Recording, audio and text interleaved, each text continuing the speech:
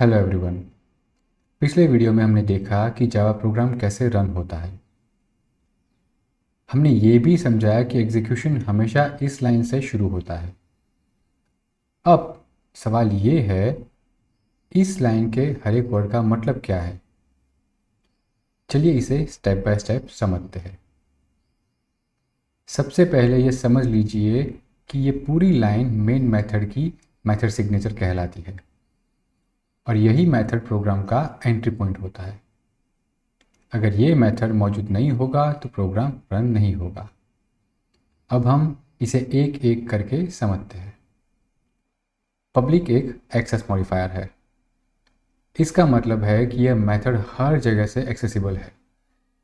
लेकिन ये क्यों ज़रूरी है? क्योंकि JVM को इसी मेथड को कॉल करके एग्जीक्यूशन शुरू करना होता है। अगर ये मेथड पब्लिक नहीं होगा तो JVM इसे एक्सेस नहीं कर पाएगा। इसीलिए पब्लिक JVM के लिए एक्सेसिबिलिटी सुनिश्चित करता है। स्टैटिक का मतलब है कि यह मेथड क्लास से जुड़ा हुआ है, ऑब्जेक्ट से नहीं।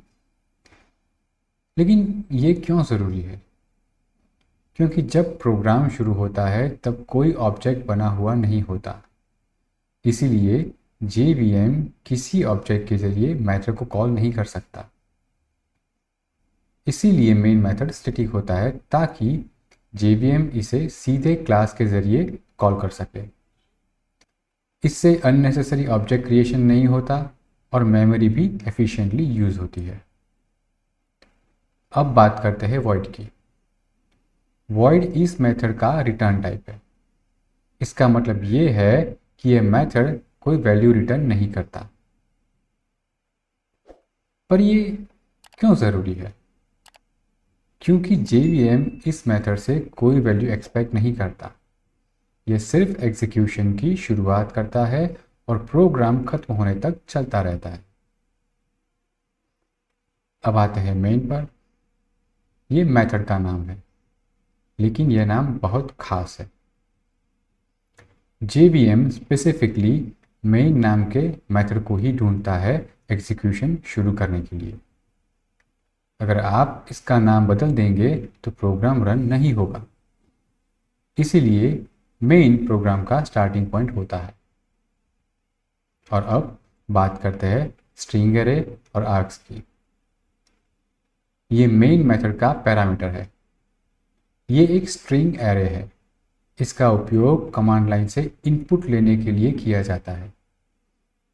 जब हम प्रोग्राम रन करते समय कोई वैल्यूज़ पास करते हैं तो वो वैल्यूज़ इस एरे में स्टोर होती है। अभी हम इसे यूज़ ना भी करें फिर भी ये फ्यूचर फ्लेक्सिबिलिटी देता है। अब जब भी आप यह लाइन लिखेंगे तो इसे सिर्फ सिंटैक्स की तरह मत देखिए। ये वो एंट्री पॉइंट है जहाँ से JVM आपके प्रोग्राम को शुरू करता है और इसी एक लाइन को सही से समझना जावा को सही तरीके से समझने की शुरुआत है। Thank you for watching.